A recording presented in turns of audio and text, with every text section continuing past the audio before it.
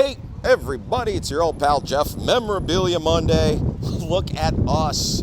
We are no longer deep in the swamps of Florida. We are in my new favorite city on earth, Dublin, Ireland. And it is opening day at Hard Rock Hotel Dublin. This is a mind blower. This has been an incredible trip. So I want to show you some of the cool stuff. Come on.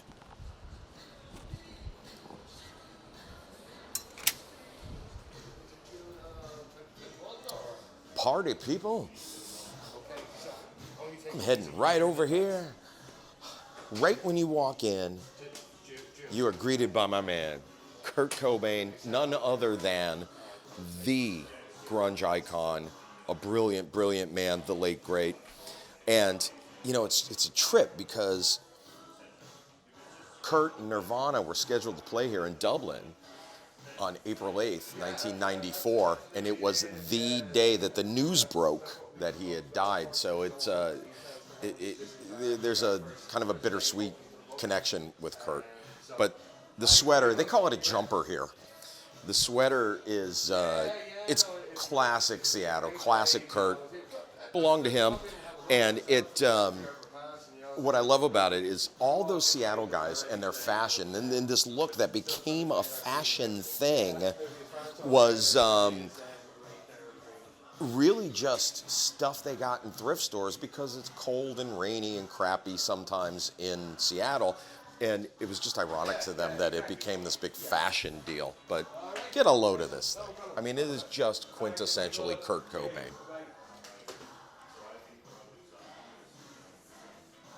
Love it.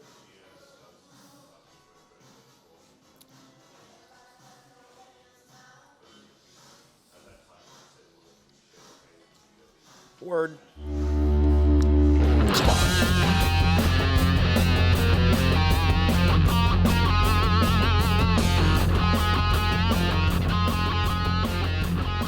Check this out. When they put this up in this hotel, I was blown away because these are some of the most historic pieces of drum hardware in the Hard Rock collection. These were all Charlie Watts' cymbals. And you have almost certainly heard these on recordings. There's a whole display of it here. There's another bunch of them over here. And Charlie, because of his style, you know, he still is not a big basher. He's a very jazz, a finesse drummer. And cymbals last a really long time, many, many, many years for guys like that. And these were all his stage and studio used cymbals. Got some Paistes, got a couple old Zildjians, a lot of Paistes. Just a fantastic display. And I love it, two of them are riveted, and you just don't see a lot of rock and roll drummers with riveted cymbals.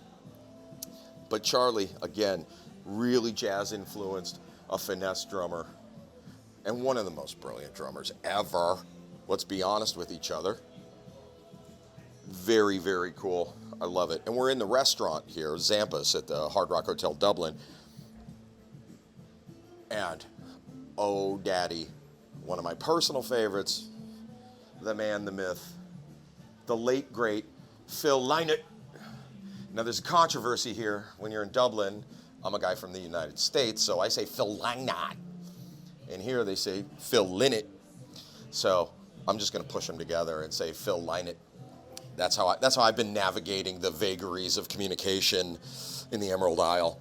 But this was Phil's in the early mid '80s. It's kind of atypical for what you think of the Phil style. He's he's got that kind of tough guy thing. But this is really kind of slick and posh, very, very 80s-ish. And you know Phil looked amazing in it. So it's a great piece. And there's a strobe light all the time. No, there's not. That's me being a jerk with my lamp here. And I love that he has a Lambrettas pin. That was a late 70s sort of mod, ska sort of situation. Not really a ska band, but like a English mod group.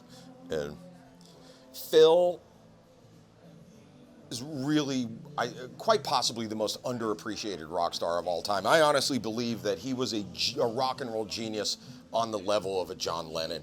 And I think that he doesn't always get the props he deserves. And if you're not a huge Thin Lizzy fan, become one immediately. And really dig into the depth of the catalog. A lot of folks are only familiar with a couple of the big hits, Boys Are Back in Town, songs like that. But his writing, the depth of what he did goes so much farther. And you owe it to yourself to check it out. And you know, while we're in Dublin talking about Phil, there's also a great Phil piece here in Dublin at the Hard Rock Cafe just around the corner. Let's take a field trip.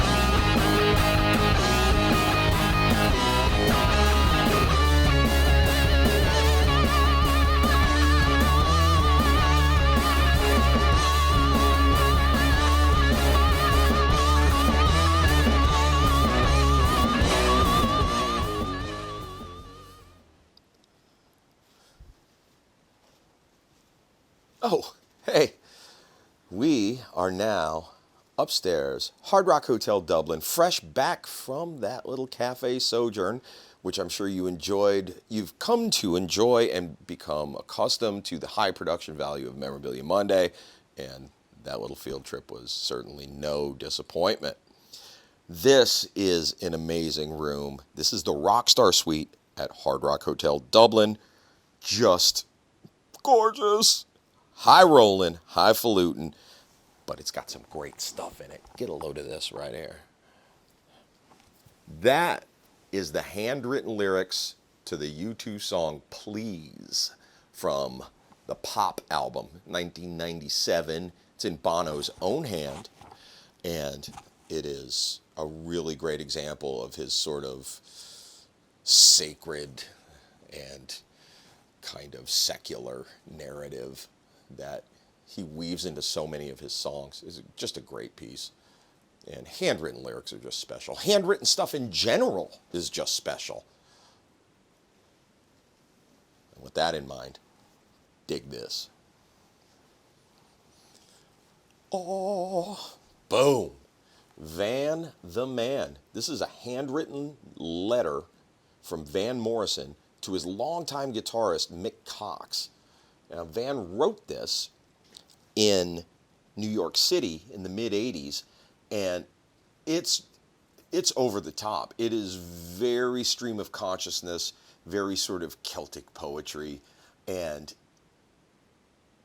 playful. Maybe we'll do a transcription of it and attach it in the description here, because it's worth reading. And I'll tell you what, Van is not apparently a big fan of punctuation, because it is a challenge to divide it into verses.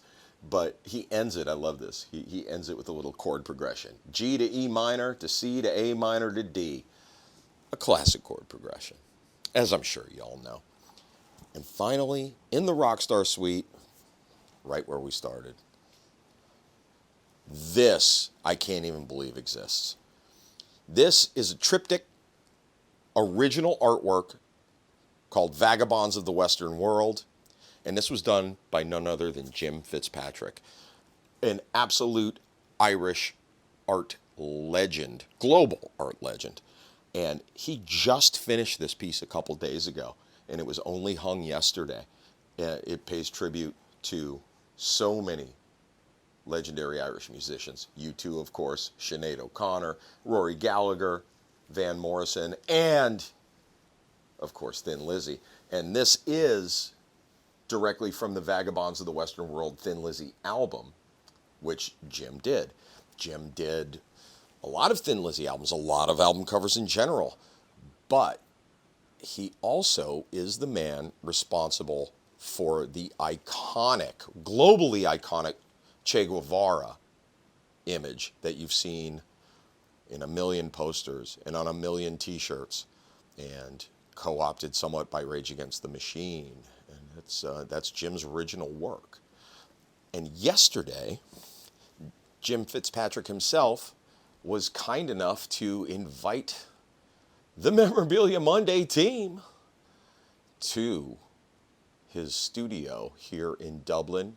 Incredibly gracious, incredibly cool of him, and just one of the most interesting people I've ever met.